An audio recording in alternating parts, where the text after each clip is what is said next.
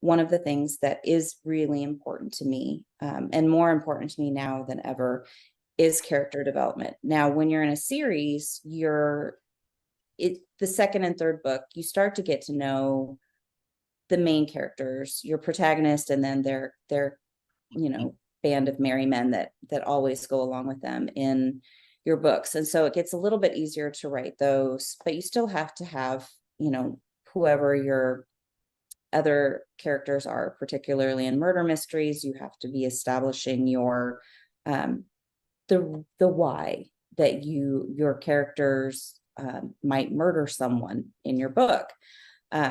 And so that's where these two different techniques that I have been working on have been really helpful. The first is Save the Cat writes a novel. Now, I know that a lot of people like to bash on Blake Snyder because he didn't really, he didn't have huge amounts of success, and he was a little bit of a Nepo baby. But Save the Cat writes a novel. I believe it's Jessica, what is her last name?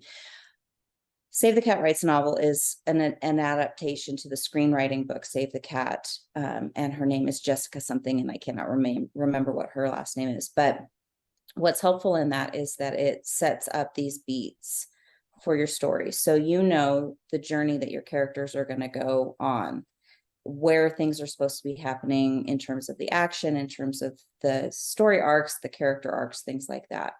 And that also works really seamlessly with another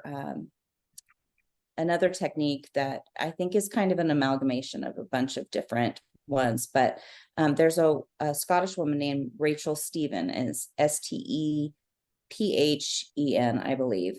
And she has some YouTube videos. They're free. It's easy to find.